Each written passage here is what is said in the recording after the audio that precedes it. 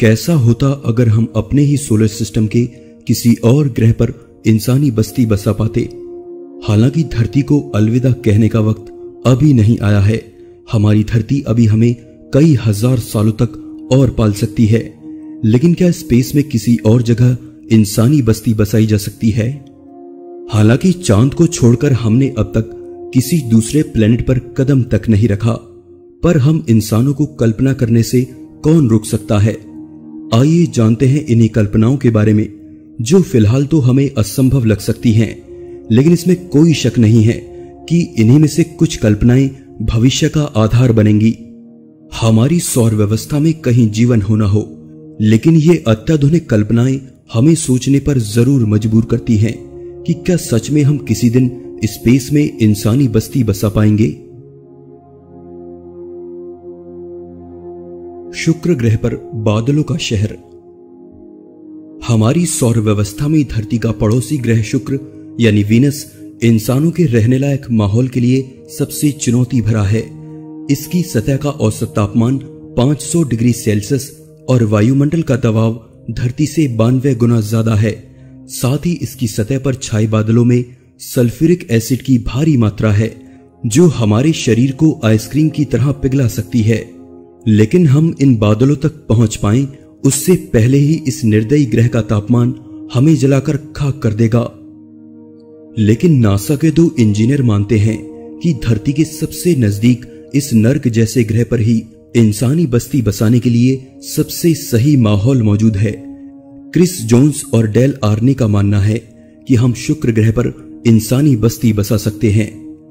अपने इस दावे को साबित करने के लिए वे शुक्र ग्रह की सतह से 30 मील ऊपर हवा में तैरते एयरशिप्स की कॉलोनी बनाने का सुझाव देते हैं। धरती की तरह ही शुक्र ग्रह का वायुमंडल भी ऊंचाई के साथ साथ पतला और कम दबाव वाला होता चला जाता है। बताई गई एक सटीक ऊंचाई पर उड़ने से वातावरण पर पड़ने वाला दबाव धरती के जैसा और तापमान 75 डिग्री सेल्सियस के आसपास आ जाएगा। हालांकि यह तापमान इंसानों के रहने लायक नहीं है, पर गर्मी को कंट्रोल कर रहे एयरशिप्स बागी का काम कर देंगे। इसके बाद जो माहौल हमें वहां मिलेगा वो हमारी सौर व्यवस्था में धरती के बाद इंसानों के रहने लायक सबसे सही होगा। वहां भेजे जाने वाले पहली पीढ़ी के एयरशिप्स हीलियम गैस से भरे हुए हवा में झूलते विशाल ट्रक्स की तरह होंगे। सोलर पैनल से लैस ये एयरशिप्स खुद ही बिजली बनाने में भी समर्थ होंगे। जरूरत पड़ने पर ये खुद में कम होने वाली हवा की भी पूर्ति कर सकेंगे। हालांकि इंसानी बस्ती की इतनी जटिल कल्पना का सच होना बहुत ही मुश्किल है, पर कुछ लोगों का इस पर पक्का यकीन है। बौने ग्रह सीरीज पर कृत्रिम टेराफॉर्मिंग बस्तियां। मंगल और बृहस्पति ग्रह के बीच एस्टेरॉयड बेल्ट में मौजूद सीरीज एक बौना ग्रह माना जाता है, जो अर्जेंटीना से थोड़ा सा बड़ा है। इसका व्यास 950 किलोमीटर है। माना जाता है कि सीरीज बर्फ और पत्थर का बना हुआ है, जिसकी सतह के नीचे पानी की मोटी परत मौजूद हो सकती है। सीरीज की ग्रेविटी ना के बराबर है, धरती की मात्र 3%, यानी आप वहां सुपरमैन की तरह हवा में उड़ सकते हैं। पर इस छोटे से ग्रह पर कोई क्यों जाना चाहेगा? इसका जवाब है इस बौने ग्रह का खनिज और धातुओं से भरपूर होना। वैज्ञानिक मानते हैं कि यह बौना ग्रह हमारी सौर व्यवस्था में सबसे ज्यादा खनिज और धातुओं वाला पिंड साबित हो सकता है। यहां इंसान प्लेटिनम और पैलेडियम जैसी कीमती धातुओं का खनन कर सकता है।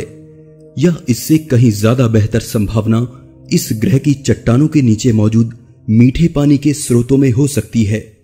यह पानी यहां ऑक्सीजन और हाइड्रोजन बनाने के काम आ सकता है, जो जीवन के लिए सबसे जरूरी है। इस सपने को सच करने के लिए सिर्फ एक तकनीक काम आ सकती है, जिसका नाम है टेराफॉर्मिंग। टेराफॉर्मिंग एक ऐसी तकनीक है जिसकी मदद से किसी भी माहौल को इंसानों के जिंदा रहने लायक बनाने की कोशिश की जाती है। एक बहुत बड़े पारदर्शी गुंबद के नीचे कृत्रिम वातावरण बनाया जाता है, जिसमें इंसान जिंदा रह सके। आर्कटिक और रेगिस्तान में इसी तकनीक का उपयोग कर इंसानों ने अपने रहने लायक छोटी छोटी बस्तियां बसाई हैं। टेराफॉर्मिंग के जरिए ही वैज्ञानिक मंगल और चांद पर इंसानी बस्ती बसाने का ख्वाब देखते हैं।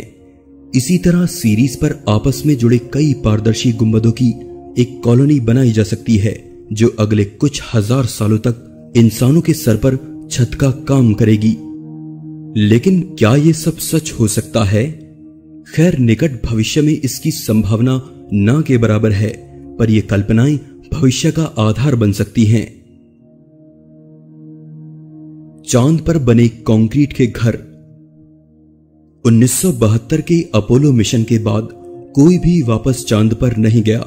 ये ठंडी और बंजर दुनिया इंसानों के रहने लायक नहीं है, पर इसका यह मतलब नहीं कि हमारा चांद सौर व्यवस्था का एक खोटा सिक्का है।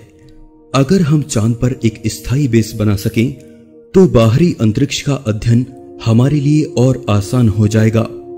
हम दूसरे ग्रहों पर कदम रखने से पहले चांद पर जाकर खुद को तैयार कर सकते हैं।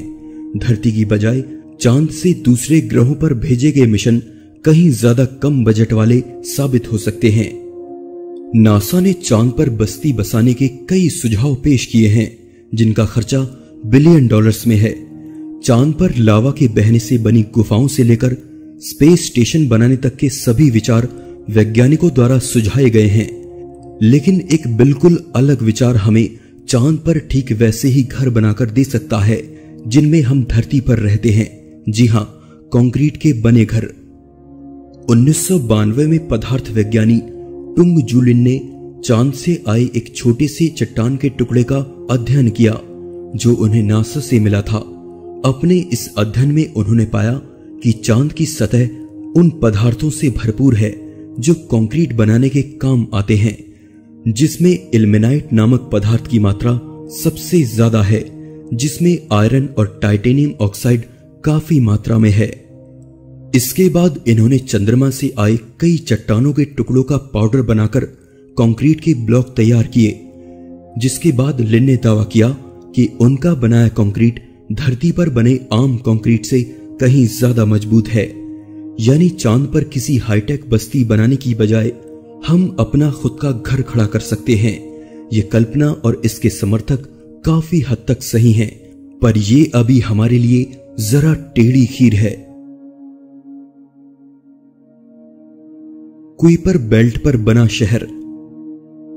फ्रीमैन डायसन की इस अद्भुत कल्पना को जानकर आप दंग रह जाएंगे। डायसन एक भौतिक शास्त्री, ब्रह्मांड वैज्ञानी और गणितज्ञ होने के साथ साथ मैक्स प्लांक और एनरिको फर्मी जैसे दर्जनों अवार्ड से सम्मानित एक वैज्ञानिक हैं और इनका सुझाया एक डिजाइन अंतरिक्ष में बस्तियां बसाने के क्षेत्र में क्रांति ला सकता है। डायसन की यह कल्पना किसी तारे को कैप्सूल में बंद कर उसकी ऊर्जा को सुदूर अंतरिक्ष में सफर के लिए उपयोग में लाने की है, लेकिन बस्तियां बसाने के लिए उनका यह विचार थोड़ा सा अलग हो जाता है।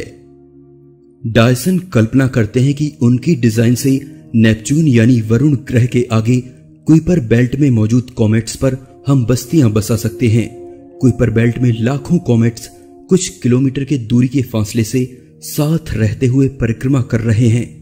इन्हीं झूलते कॉमेट्स पर हम पूरा का पूरा महानगर बसा सकते हैं, जहां एक से दूसरे कॉमेट पर कूदना इंसानों के लिए काफी आसान होगा।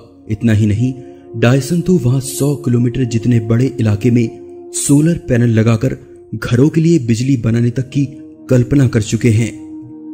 अंतरिक्ष में बस्ती बसाने की इतनी जटिल कल्पना आज से पहले शायद ही किसी वैज्ञानिक ने की हो। डायसन की यह कल्पना अभी सैद्धांतिक है, ये कभी सच भी होगी या नहीं कह नहीं सकते। अंतरिक्ष में तैरता सिलेंडर नुमा शहर। भौतिक विज्ञानी जेरार्ड ओ नेल ने 1974 में फिजिक्स टुडे नामक मैगजीन में दिए अपने एक आर्टिकल में अंतरिक्ष में तैरते सिलेंडर नुमा शहरों का कॉन्सेप्ट सामने रखा, जिसे उन्होंने ओ नेल सिलेंडर नाम दिया। नेल ने कल्पना की एक ऐसे सिलेंडर नुमा शहर की जो 32 किलोमीटर लंबा और 8 किलोमीटर व्यास वाला होगा, जो एक दूसरे के विपरीत घूमते कई सिलेंडर से जुड़ा हुआ होगा, और इस शहर में 1 करोड़ लोगों के रहने की व्यवस्था होगी। नेल का दिया ये कॉन्सेप्ट सभी को किसी साइंस फिक्शन मूवी जैसा लगा। लोगों के अनुसार अंतरिक्ष में तैरते ऐसे शहर की कल्पना करना जिसमें करोड़ों लोग रह सकें संभव नहीं लगता। साथ ही ये हमारी टेक्नोलॉजी के बाहर की चीज है।